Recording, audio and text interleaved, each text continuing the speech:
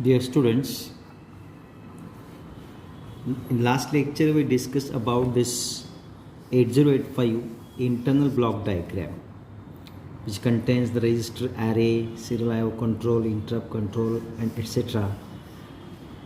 This is the ALU section where arithmetic logical operations can be performed. Today we are going to learn about this ALU section as an organization part. So in today's lecture,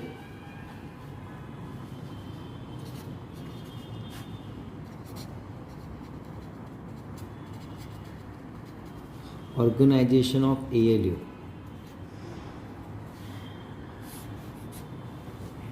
We are going to learn what are the internal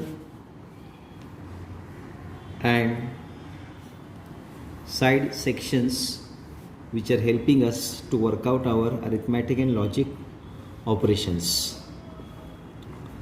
First of all, let's see a diagram. There is a section named adder.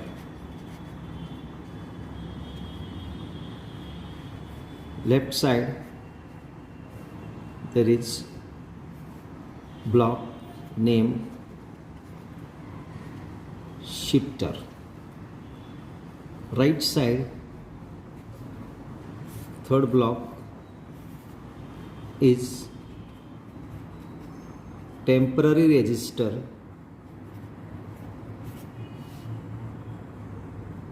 and accumulator ACC. At the right side, extreme right side, there is section named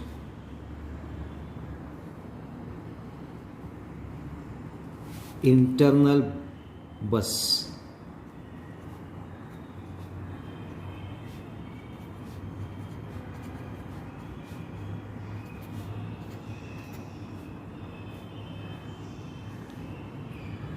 And the last block is here,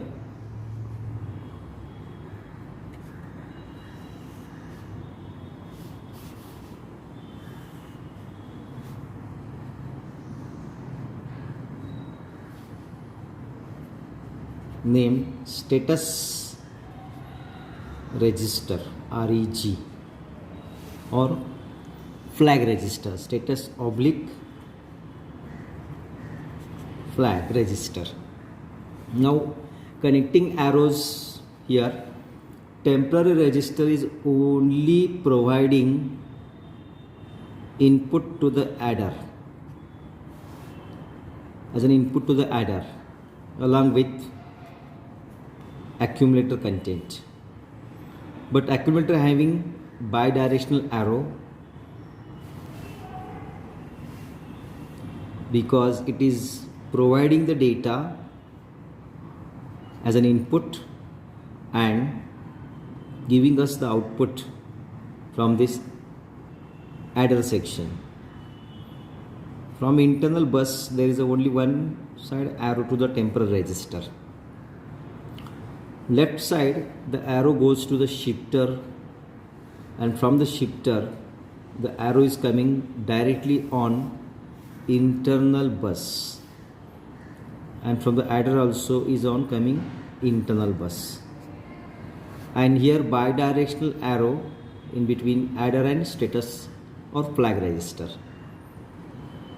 Now we can separate this ALU section. Mainly contains three blocks.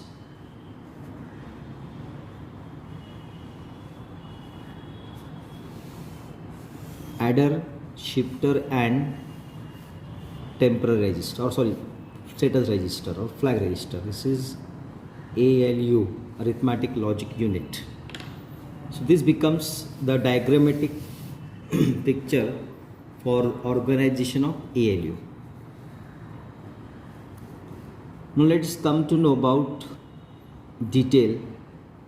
First of all, we know arithmetic logic unit performs operations such as addition, subtraction by 2's complement, shifting of accumulator content right side or left side with or without carry, as well as some logic operations can be performed, comparison, incrementing, decrementing, basic gates as well as XOR gate operations can be done in ALU section. So ALU mainly contains first adder.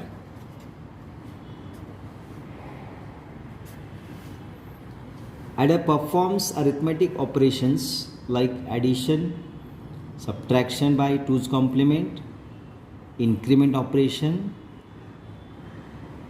and decrement operation, etc., with the results being back to the accumulator. So adder performs here the arithmetic operations and giving the result here back to accumulator, which can be transferred on internal bus.